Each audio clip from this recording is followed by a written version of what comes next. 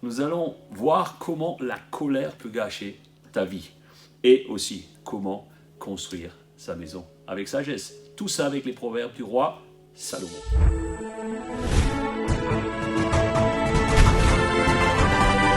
Bienvenue sur cette chaîne à nouveau aujourd'hui. Bienvenue. On espère que vous allez bien. Donc on va continuer sur ce jour 14 des proverbes et on espère que cela vous fait beaucoup de bien. Si ça vous fait du bien, mettez-nous un petit pouce bleu, ça nous fait toujours plaisir. Oui. Et nous, ça nous fait du bien, en tout et cas, nous, ça de nous fait passer du ce bien moment ensemble. Même si nous ne vous voyons pas physiquement aujourd'hui, eh bien, c'est une grâce de savoir que vous êtes avec nous. Oui. Alors, est-ce que tu es prête à lire Allez, aujourd'hui? allons-y. Vous êtes prêts? Amen. Vous avez vos Bibles? Allez, on y Ok. va. Alors, une femme pleine de sagesse construit sa maison, mais celle qui est insensée la renverse de ses propres mains. Celui qui se conduit avec droiture respecte l'Éternel, mais celui qui suit des voies perverses le méprise. C'est par ses propres paroles que le sot est puni de son orgueil, mais les paroles des sages sont leur sauvegarde. Là où il n'y a pas de bœufs, les greniers restent vides, alors que leur vigueur assurerait des revenus abondants. Ouais. Un témoin fidèle ne ment pas. Qui profère des mensonges est un faux témoin. Le moqueur a beau chercher la sagesse, elle lui échappe. Alors que la connaissance est facilement à la portée de l'homme de bon sens. Éloigne-toi de l'insensé, car il n'a aucun savoir à te communiquer. La sagesse de l'homme réfléchi lui fait discerner sa voie, mais la folie des insensés les égare. Réparer un tort, les insensés s'en moquent, mais les justes manifestent de la bonté. Le cœur connaît son propre chagrin et personne ne peut partager sa joie.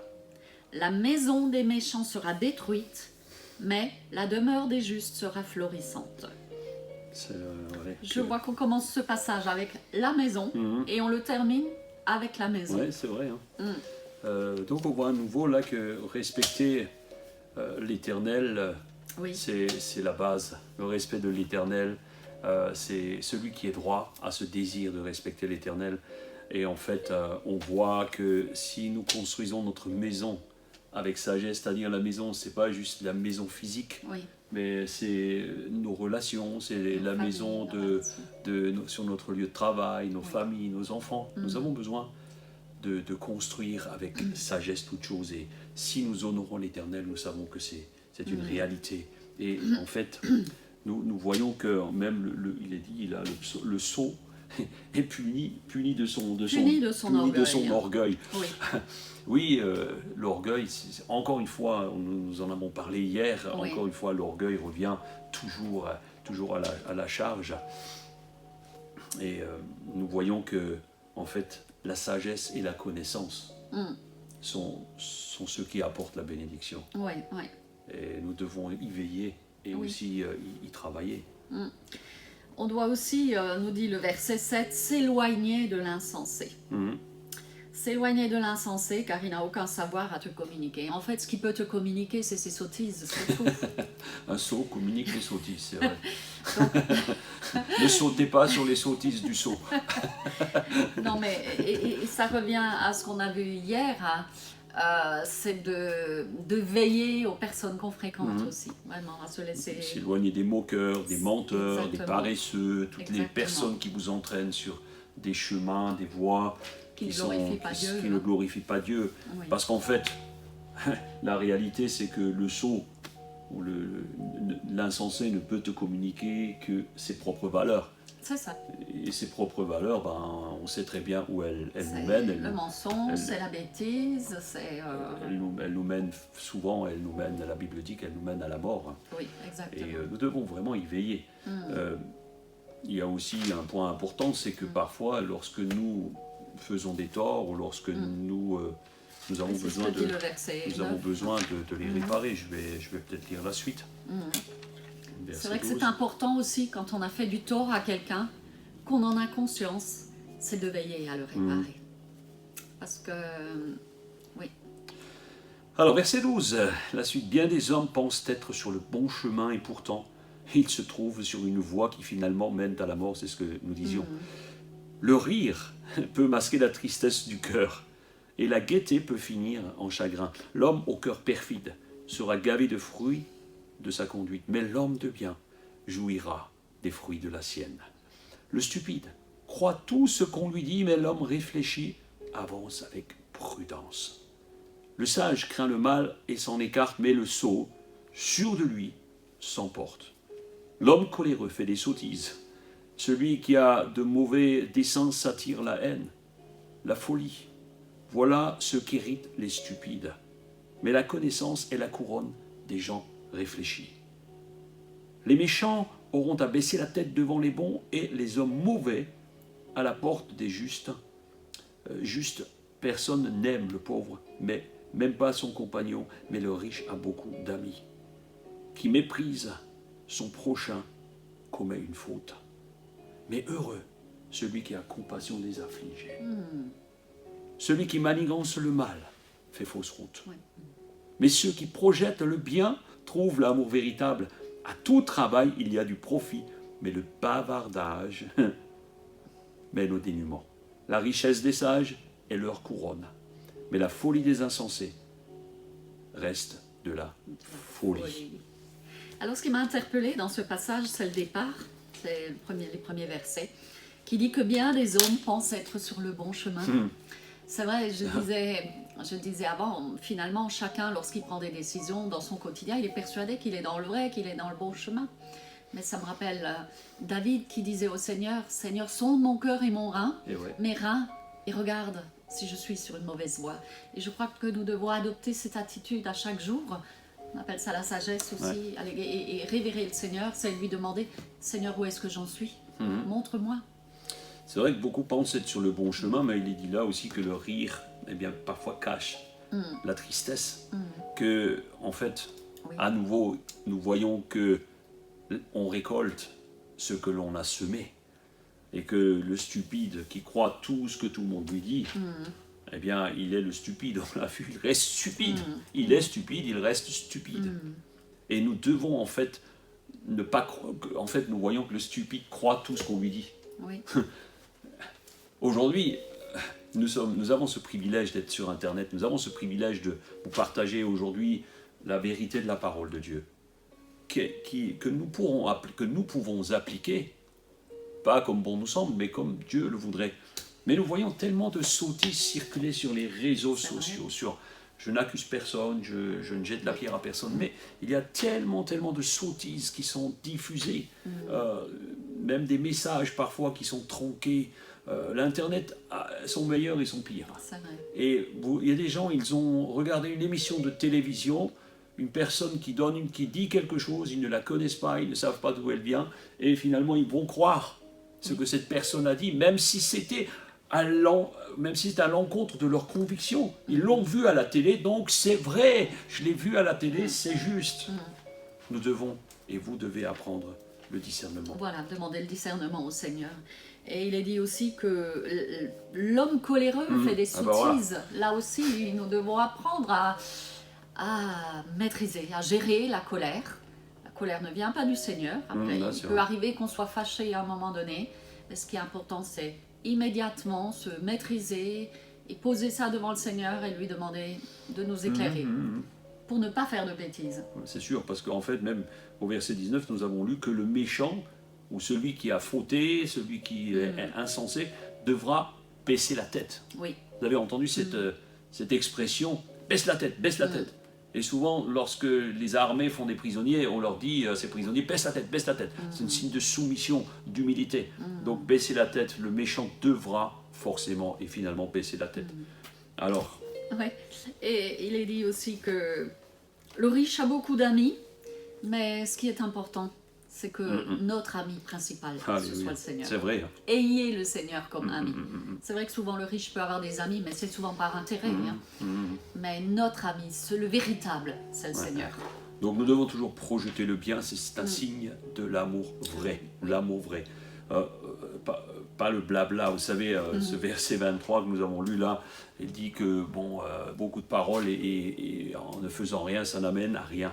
Et le blabla, finalement, ne mène nulle part. Je ne parle pas du blablacar qui va t'emmener à un endroit, mais en fait, blablater, ça ne sert à rien.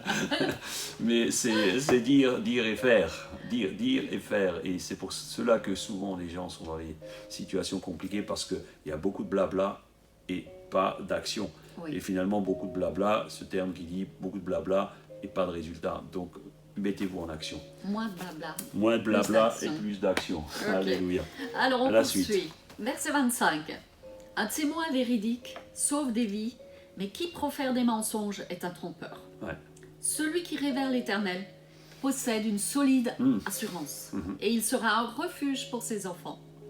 Révérer l'Éternel est une source de vie qui fait échapper au piège de la mort. C'est vrai. La gloire d'un roi dépend du grand nombre de ses sujets, et la dépopulation ruine le prince. Ouais. Celui qui garde son sang-froid fait preuve d'une grande intelligence, mais l'homme coléreux étale sa sottise. Ah ouais. Un cœur paisible contribue à la vie du corps, mais l'envie est comme une maladie qui ronge les os. Opprimer le pauvre, c'est outrager son créateur. Mais avoir de la compassion pour les indigents, c'est l'honorer. Le méchant est terrassé par sa perversité, mais le juste reste plein de confiance jusque dans la mort. La sagesse repose dans un esprit intelligent. Elle est reconnue même parmi les sots. La justice grandit une nation, mais le péché est une honte pour tout le peuple. Le roi accorde sa faveur à ceux qui le servent avec intelligence, mais sa colère atteint celui qui fait honte. Oui, le roi accorde sa faveur. Oui, Dieu accorde sa faveur à ceux qui le servent, à ceux qui le respectent. Tel un roi peut couvrir de trésors et de titres et de médailles, tout ce que vous voulez, tel Dieu peut honorer ceux qui le servent et le respectent. Et nous allons tout à l'heure prier pour notre nation de France à la fin. Le verset 25 nous montre que un vrai témoin peut sauver une vie. oui, Et le faux témoin, finalement, aussi peut donner la mort. mettre quelqu'un à mal et voire amener la mort. Oui. Et ces jours-ci, nous avons entendu notre ancien président, Nicolas Sarkozy, qui avait été mis en examen pour différentes raisons. Et il avait été accusé notamment par une personne qui l'avait accusé de malversation. Bref, vous regarderez l'actualité. Mais en fait, cette personne, ce témoin, s'est ravisé pour dire « je n'ai jamais dit ça, je n'ai jamais accusé ». Et en fait, le premier témoignage contredit, ou le deuxième contredit le premier. Ce qui fait que cette parole-là a pu mettre un homme à mal. Et cette même parole, quelle est la fiabilité de cette personne? Ça, nous n'en savons rien. Enfin, on peut se poser des questions. Mais ce deuxième témoignage peut remettre les choses d'aplomb. Donc vraiment, soyons toujours attentifs à ne pas être des faux témoins. D'ailleurs, c'est un des commandements. Exactement. C'est un des commandements que le Seigneur nous a donnés. Et il est également dit que celui qui garde son sang-froid fait preuve d'une grande intelligence. Gardons le sang-froid. Le sang, ça m'a inspiré tout simplement la maîtrise de soi, qui est un fruit de l'esprit, et nous devons y aspirer, à porter les fruits de l'esprit. Donc, gardez notre sang-froid en toute situation. Ne laissons pas la colère sortir. Ne soyons jamais dans la réaction. Soyons dans l'action, c'est-à-dire une action réfléchie, méditée. Même des fois, suite à un problème qui est arrivé, une mauvaise nouvelle, ne soyons jamais dans la réaction. Prenons un temps avec le Seigneur et après, soyons dans l'action, plutôt. Ne pas être dans la réaction, eh bien, cela amène à un cœur paisible. Oui, voilà. Nous l'avons lu, il y a un cœur paisible. Et un cœur paisible, eh bien, amène et contribue à une santé physique aussi. Oui. Santé mentale, santé physique, santé spirituelle. Un cœur paisible fait toutes ces choses.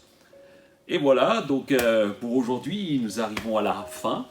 Avant de prier, on voulait vous remercier pour votre fidélité. On voudrait vous bénir et tout simplement vous dire que ces proverbes sont d'une source inépuisable pour nous inspirer et pour nous bénir. Merci à vous d'être là.